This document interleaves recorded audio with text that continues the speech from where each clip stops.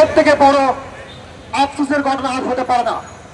আমাদের যে আন্দোলন, যে হাসিনার পতনের আন্দোলনের সূত্রপাত হয়েছিল কোটা বিরোধী আন্দোলনের মধ্য দিয়ে, এই কোটা বিরোধী আন্দোলন আস্তে আস্তে সরকার পতনের দিকে মোড় নেয়। কেন সরকার পতনের দিকে মোড় নিছে সেটা আমাদেরকে বুঝতে হবে। হাসিনা গুলি করে আমাদের ভাইদেরকে হত্যা করেছিল। হাসিনা গুলি করে হত্যা করার পর যখন আমরা বিচার চাইছি, আমরা জানতাম যে হাসিনা আমাদেরকে কি করবে না, বিচার দিতে পারবে না।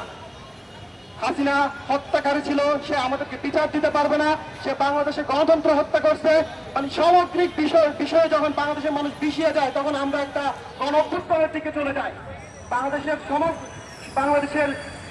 বাংলাদেশের বিভিন্ন স্তরের মানুষ রাজপথে নেমে আসে। আমাদেরকে বুঝতে হবে যে এই গণঅভ্যুত্থানের থেকে আমরা তিনটা বিষয় আশা করছিলাম। একটা হচ্ছে গণহত্যার বিচার হবে।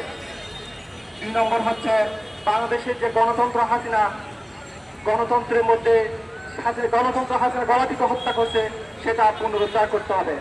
এরপর হচ্ছে এই যে বাংলাদেশের যে সামগ্রিক রাষ্ট্র কাঠামো, সেইটার কারণে হাসিনা ফ্যাসিবাদ হয়ে উঠতে পারছিল, সেই সামগ্রিক রাষ্ট্র কাঠামোতে একটা সংস্কার আনা। এই 3টা এজেন্ডা ছিল আমাদের।